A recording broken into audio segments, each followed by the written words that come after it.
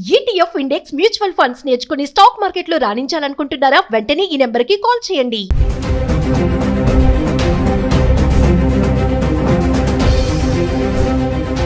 నమస్తే, welcome back to Suman TV. ప్రస్తుతం మనతో పాటు ఉన్నారు అనలిస్ట్ మందరి కృష్ణారెడ్డి గారు. నమస్తే సార్. నమస్తే అమ్మా.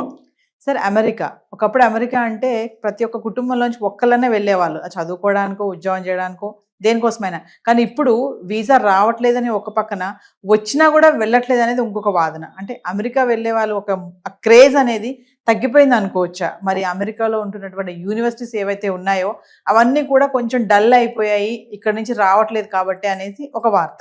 ఒకసారి వివరాల్లోకి వెళ్తే సార్. అమెరికా మీద క్రేజీ ఏమి తగ్గలేదు, కానీ ట్రంప్ మీద భయాలు పెరిగాయి. ట్రంప్ మీద భయాల వల్ల అమెరికా ఇప్పుడు పోకుండా ఉండడం మంచిది, అమెరికాలో ఇప్పుడు చదవకుండా ఉంటే మంచిది, అమెరికాలో ఎప్పుడు ట్రంప్ ఏ రకమైనటువంటి జీవో తీసుకొస్తాడో తెలియదు, ఎప్పుడు ఏ రకంగా మనల్ని బాధ పెడతాడో తెలియదు, భయపెడతాడో తెలియదు, చివరికి సంఖ్యలు వేసి పంపిస్తాడో తెలియదు అనేటువంటి భయాలు పట్టుకున్నాయి.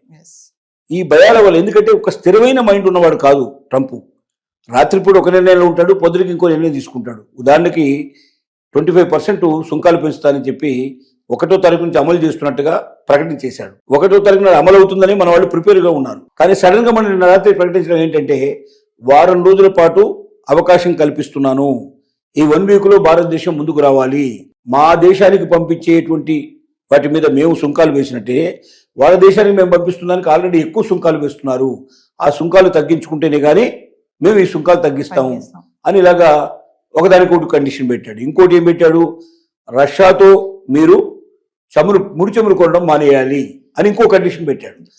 అసలు వాస్తవంగా నీ దేశానికి సంబంధించిన ఏదైనా నువ్వు కండిషన్ పెట్టుకోవడం అర్థం ఉంది, కానీ రష్యా నుంచి నువ్వు ఇది కొనొద్దు అది కొనొద్దు అని చెప్పి భారతదేశం లాంటి ఒక బలపడినటువంటి దేశానికి, ప్రపంచంలోనే ఇవాళ 3వ 4వ స్థాయిలో ఉన్నటువంటి భారతదేశాన్ని నువ్వు శాసించడానికి ప్రయత్నం చేసినప్పుడు ఎందుకు వింటారు? ఎవరు వింటారు? ఎవరి స్వతంత్రత వాళ్ళకు ఉంటుంది కదా.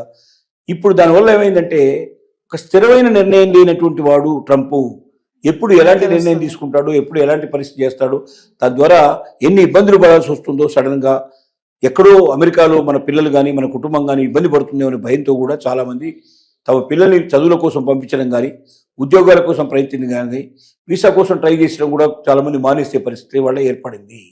దీనివల్ల ఏమైందంటే, ఎయిర్పోర్ట్లలో ఇంతకుముందు కలకలాడుతుండేది, అమెరికా వెళ్ళే వాళ్ళ సంఖ్య చాలా ఎక్కువ ఉండేది. వాళ్ళు వెళ్తున్నారంటే వాళ్ళతో పాటు కుటుంబాలన్నీ వెళ్ళి చూడడానికి వాళ్ళకి తెలిసిన వాళ్ళు, కుటుంబాలు, స్నేహితులు, వందల వేల సంఖ్య లోపల ఎయిర్పోర్ట్ కలకలాడుతూ ఉండేది. ఇప్పుడు ఏ ఎయిర్పోర్ట్ చూసినా బోసిపోయినట్టు కనబడుతుంది, అక్కడ ఎవరు జనం కనబట్టలేదు. ఎందుకంటే అమెరికాకు వెళ్ళే వాళ్ళు తగ్గిపోయినారు, వాళ్ళు సెండప్ చేసేవాళ్ళు తగ్గిపోయినారు.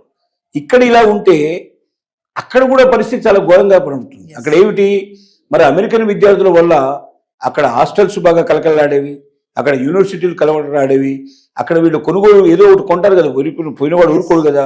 ఈ పర్చేజ్ వల్ల కూడా అక్కడ వాళ్ళకి ఎక్కువ లాభాలు వస్తూ ఉండేవి. కానీ ఇప్పుడు పరిస్థితి ఏంటంటే, ఆల్మోస్ట్ ఆల్ 50% వెళ్ళేటువంటి వాళ్ళు తగ్గిపోయినారు.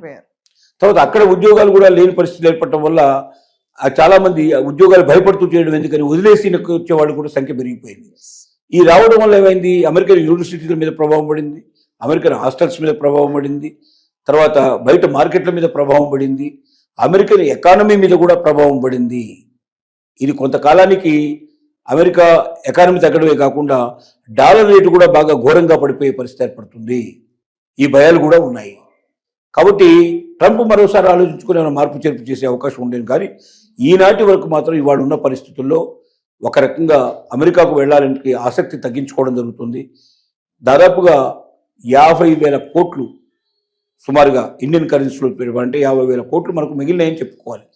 ఇప్పుడు అక్కడికి పంపించకపోవడం వల్ల మిగిలినటువంటి ధనం ఇదంతా కూడా ఇక్కడ వినియోగించబడుతుంది, ఇక్కడ పెట్టుబడి కింద వస్తుంది. గతంలో ఈ 50,000 కోట్లు ప్రతి సంవత్సరం కూడా అమెరికాకు వెళుతుండేది. అంటే 50,000 కోట్లకు ఈక్వల్ అయినటువంటి డబ్బు వాళ్ళ దగ్గర అభివృద్ధి అయ్యే అవకాశం ఉండేది, ఆ దేశానికి వెళ్ళేటువంటి అవకాశం ఉంది. ఒక దేశ సంపద తగ్గిపోతుంది, దేశంలో అవకాశాలు తగ్గిపోతుంది. ఇంకొకటి ఏమవుతుందంటే, ఇక్కడ నుంచి వెళ్ళిన వాళ్ళు చాలా మంది రీసెర్చ్ లోపల పాల్గొనేవాళ్ళు, రీసెర్చ్ అసిస్టెంట్స్గా ఉండేవాళ్ళు. దాంతోపాటుగా ఇప్పుడు మనం మామూలుగా డాక్టర్ కోర్స్ కంప్లీట్ అయిన తర్వాత మనం హౌస్ సర్జన్ అంటాం, అంటే వాళ్ళకు జూనియర్ డాక్టర్స్గా ఉంటారు. ఈ జూనియర్ డాక్టర్స్ ఆపరేషన్స్లో మిగతా విషయంలో అన్నింటిలో ఉపయోగపడతారు. సో ఇలాగా ఇక్కడ నుంచి వెళ్ళే వాళ్ళ సంఖ్య తగ్గిపోవడం వల్ల, ఆ కోర్సుల లోపల వీళ్ళు జాయిన్ కావడం వల్ల, ఈ అసిస్టెంట్స్ లేకపోవడం వల్ల అక్కడ రీసెర్చ్ వర్క్ తగ్గిపోతుంది. వైద్యం సరిగ్గా సకాలంలో అందడంలో ఇబ్బంది అవుతున్నాయి. ఎందుకంటే మ్యాన్ పవర్ తగ్గిపోయింది కదా. ఇప్పుడు జూనియర్ డాక్టర్స్ అంటే పెద్దగా డబ్బు ఖర్చు అవసరం లేకుండానే దాంట్లో పనిచేస్తారు, చాలా తక్కువ కాస్ట్లో పనిచేస్తారు. ఎందుకంటే వాళ్ళకి అనుభవం కావాలి. హౌస్ సర్జన్గా అనుభవం వస్తేనే ఫుల్ ఫ్లెడ్జ్డ్గా డాక్టర్గా వాళ్ళకి సర్టిఫికేట్ వస్తుంది, అది ఉపయోగపడుతుంది. వాళ్ళు డాక్టర్గా ప్రాక్టీస్ చేయడానికి అవకాశం ఉంటుంది. కాబట్టి వాళ్ళు తప్పనిసరిగా మ్యాండేటరీగా వాళ్ళు దాంట్లో ఎంటర్ కావాలి.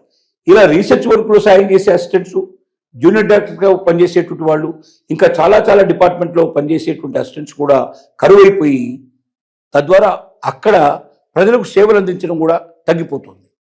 సో ఒకవైపున అమెరికా ఆర్థిక వ్యవస్థ తగ్గిపోతుంది, మరొక వైపున ఈ రకమైన అసిస్టెన్స్ లేకపోవడం వల్ల సేవల లోపల కూడా చాలా వరకు కొరత ఏర్పడి సేవలు సకాలంగా అందటం లేదు. ఆ యొక్క మొత్తం టోటల్గా అమెరికా యొక్క ఆర్థిక వ్యవస్థ మీదనే దెబ్బపడే అవకాశం ఉంది. ఎందుకంటే ఒక భారతీయులే కాదు, మిగతా అన్ని దేశాల నుంచి వచ్చే వాళ్ళు కూడా ఏం ఎదుర్కొంటున్నారు. అన్ని దేశాల్లో నుంచి కూడా అందరికీ వీసా ప్రాబ్లం ఉంది, అందరికీ ట్రంప్ దెబ్బ ఉంది. కాబట్టి అన్ని దేశాల వాళ్ళు కూడా అక్కడికి వచ్చేవాళ్ళు, వెళ్ళే వాళ్ళ సంఖ్య తగ్గిపోతుంది. అలాగే అక్కడ ఉపయోగపడే వాళ్ళ సంఖ్య తగ్గిపోతుంది. అక్కడ డబ్బు కూడా ఉపయోగించడం తగ్గిపోతుంది. ఇన్ని రకాలుగా అమెరికా నష్టపోయే పరిస్థితి ఉంది. కాబట్టి అమెరికా మీద మోజున్నప్పటికీ, అమెరికా మీద ఇంట్రెస్ట్ ఉన్నప్పటికీ, అమెరికాకు ట్రంప్ ఉన్నంత కాలం వెళ్ళకపోవడమే మంచిదనే నిర్ణయం వల్ల అటు అమెరికా నష్టపోతుంది, ఇటు భారతదేశం నష్టపోతుందని చెప్పలేం. కానీ ఒక రకంగా లాభపడుతుంది. కారణం ఏంటంటే 50,000 కోట్లు అమెరికాకు వెళ్ళేవి ఇక్కడ ఆగిపోయినాయి అంటే తప్పనిసరిగా ఇక్కడ ఎక్కడో దాంట్లో పెట్టుబడి పెడతారు. దాని ద్వారా మన దేశానికి కొంత ఆర్థిక సంపద లభిస్తుంది, కొన్ని రకాలుగా మనం బెనిఫిట్ అయ్యే అవకాశం కూడా ఉంది. ఏదేమైనా సార్ ట్రంప్ ఉన్నటువంటి ఈ టర్మ్ లో వెళ్ళకపోవడం మంచిదంటారు అని మనం చెప్పడం కాదు, కానీ వాళ్ళు భావిస్తున్నారు.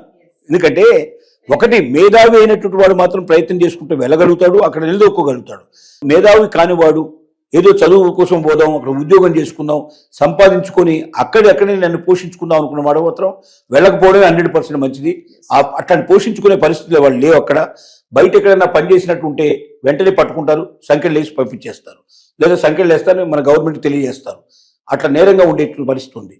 మరి ఉద్యోగం మీదనే ఆధారపడి నేను బతుకుతాను, నాకు ఏదో ఒకటి పార్ట్ టైం జాబ్ దొరికితే తప్ప నేను చదువు కంటిన్యూ చేయలేని వాడు ఎట్టి పరిస్థితుల్లో వెళ్ళకూడదని మనం సలహా ఇస్తున్నాం. మనకు భారతదేశం నుంచి డబ్బు వస్తుంది, నేను ఉద్యోగం చేయకపోయినా పర్లేదు, నేను ఖచ్చితంగా ఇక్కడ చదువుకోగలను అనుకున్న వాళ్ళు మాత్రం వెళ్ళొచ్చు. అంటే అక్కడి నుంచి రూపాయి ఆశించకుండా ఉండేవాళ్ళు, లేదా మేధావులు ఉండే ఎవరైతే ఉన్నారో వాళ్ళు నాకు జాబ్ తప్పనిసరిగా దొరుకుతుంది, నా మేధస్సుతోటి ఈ జాబ్ సంపాదించుకోగలను, నేను అమెరికాలో స్థిరపడగలను నమ్ముకున్న వాళ్ళు వెళ్ళొచ్చు.